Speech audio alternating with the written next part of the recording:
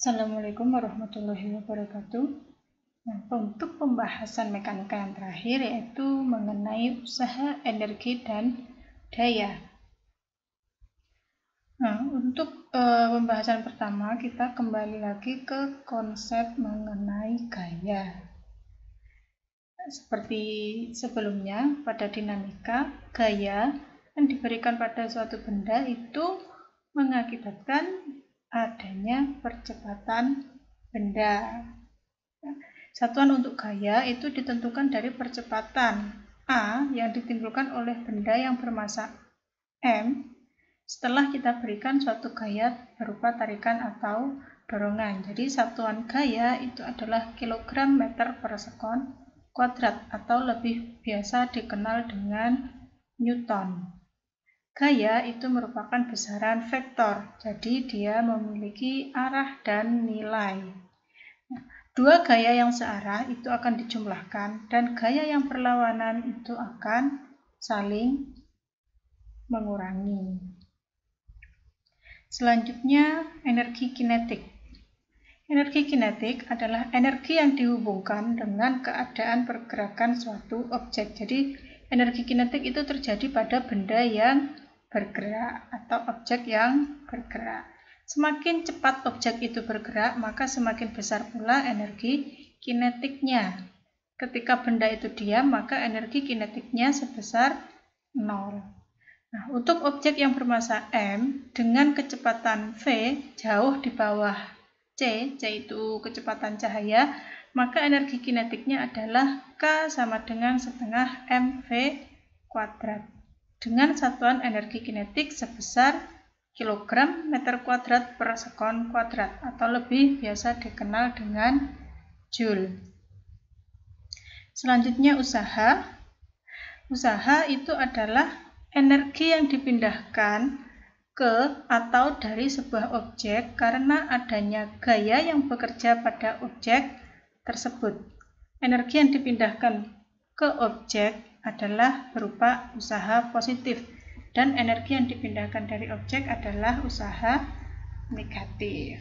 Jadi yang dipindahkan ke objek atau yang diberikan ke objek itu adalah positif dan yang keluar atau dipindahkan dari objek itu adalah negatif. Selanjutnya hubungan antara kerja atau usaha dengan energi kinetik. Ini terlihat dari gambar ini. Manik-manik meluncur di kawat tanpa gesekan sepanjang sumbu horizontal X dengan gaya konstan sebesar F dengan arah sebesar sudut V terhadap kawat. Ini. Gaya ini mempercepat gerakan manik-manik sepanjang kawat. Ketika manik-maniknya ditarik, maka manik-manik itu akan bergerak ke kanan sejauh dia berpindah sejauh D. Nah, berdasarkan hukum Newton, yaitu Fx sama dengan max, karena hanya pada sumbu X saja, manik-manik itu bergerak dengan perpindahan sebesar D. Nah, gaya yang diberikan ini mengubah kecepatan manik-manik. Gaya yang konstan, maka percepatannya juga konstan. Sehingga usahanya itu sebesar Fx kali D atau gaya dikali perpindahan. Menghitung usaha yang dilakukan gaya terhadap objek ketika objek bergerak melalui perpindahan itu kita menggunakan komponen gaya sepanjang perpindahan objek. Kalau objeknya bergerak ke arah sumbu X, maka kita pakai komponen sumbu X. Kalau dia bergerak ke arah sumbu Y, maka kita juga pakai komponen sumbu Y. Komponen yang tegak lurus terhadap objek itu akan menghasilkan usaha 0.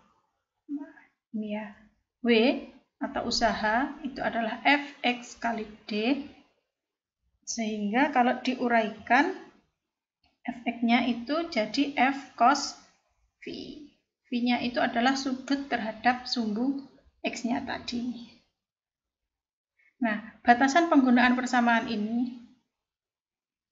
ini memiliki batasan penggunaan. Yang pertama, gayanya harus berupa gaya konstan. Artinya gaya yang diberikan itu berupa konstan besarnya. Nilainya itu tetap, tidak berubah-ubah.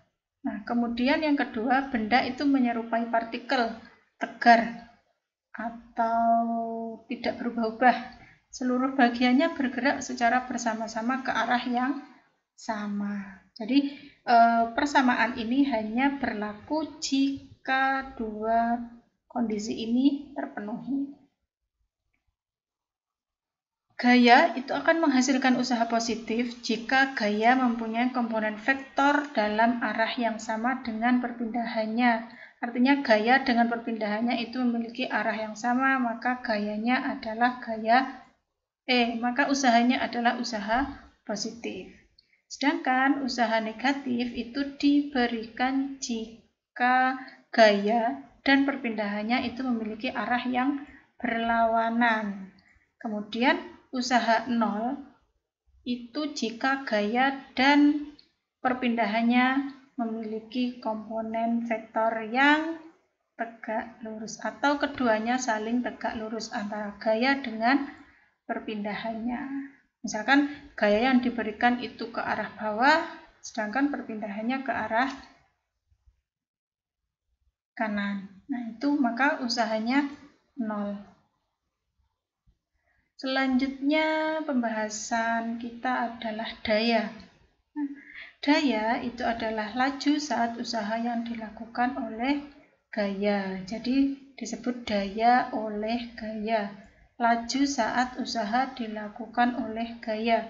Usaha itu dilakukan oleh macam-macam. Nah, untuk yang daya ini khusus dilakukan oleh gaya.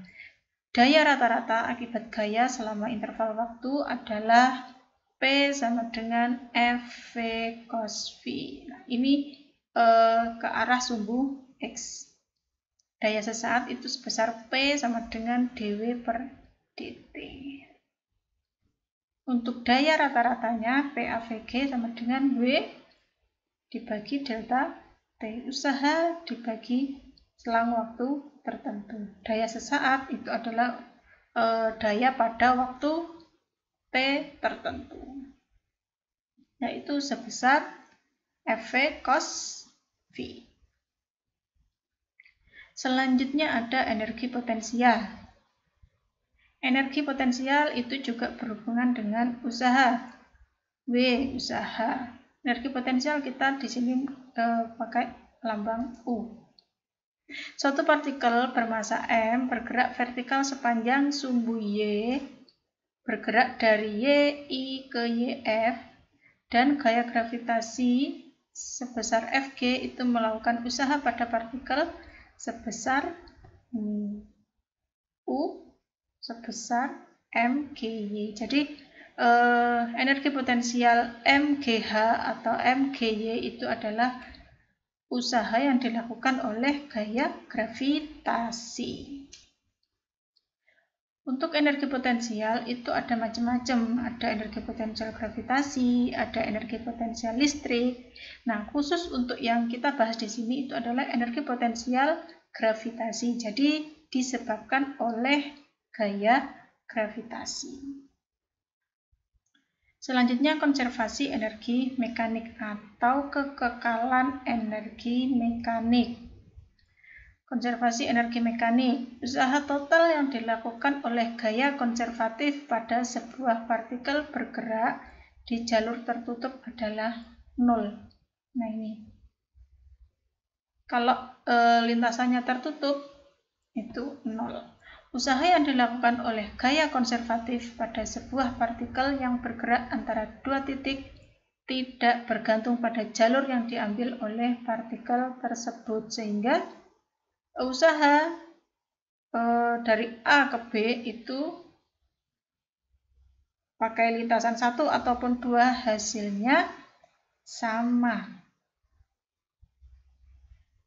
Usaha total yang diberikan selama perjalanan bolak-balik adalah harus 0. Nah, WAB 1 pakai lintasan 1 ditambah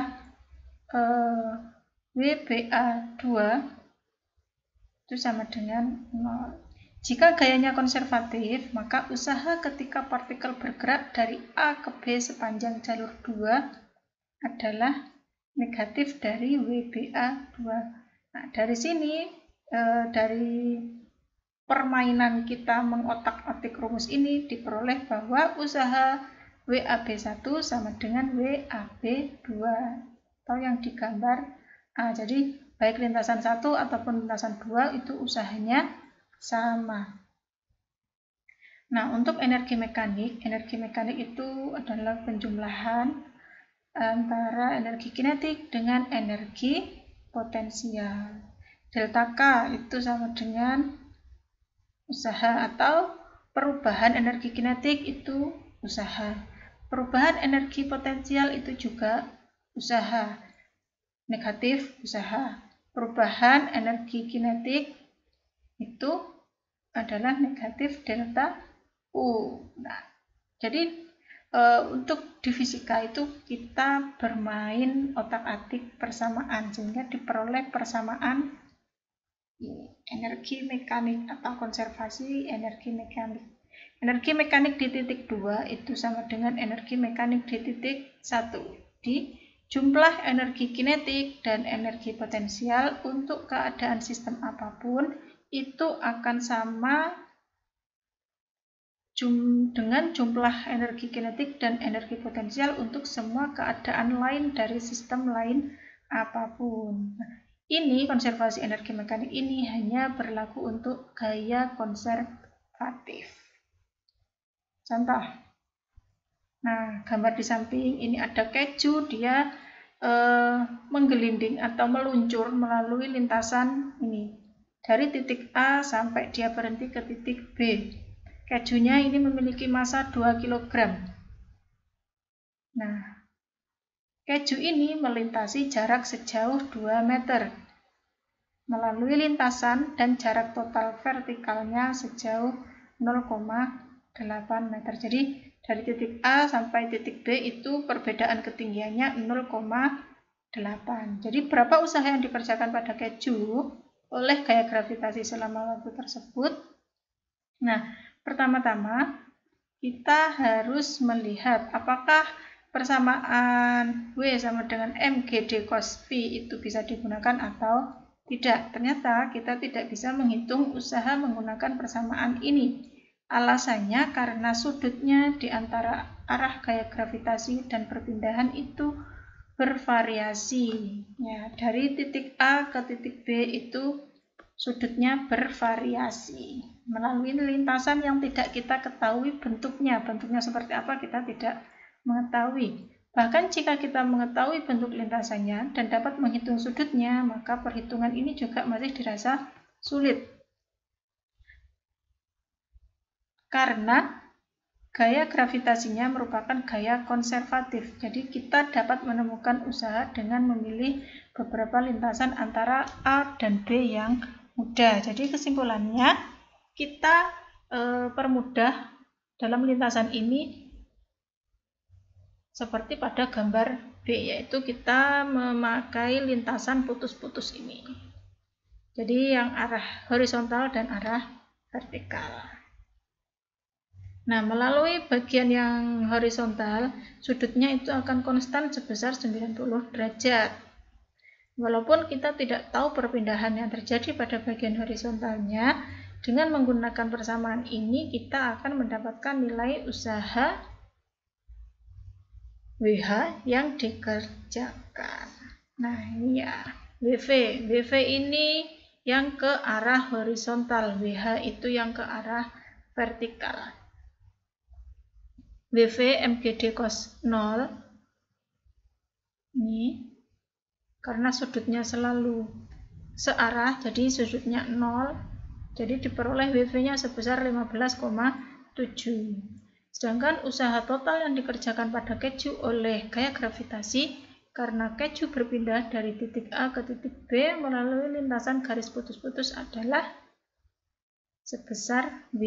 W di sini adalah penjumlahan antara komponen vertikal dan komponen horizontal. Diperoleh 15,7 Joule atau dibulatkan jadi 16 Joule. Usaha ini juga merupakan usaha yang dikerjakan karena keju tersebut meluncur melalui lintasan dari A ke B. Jadi Dengan menggunakan pendekatan B ini kita bisa memperoleh usaha yang dikerjakan pada keju dengan melalui lintasan pada gambar A ini tadi. Sekian penjelasan untuk usaha energi kali ini. Sekian, saya akhiri. Assalamualaikum warahmatullahi wabarakatuh.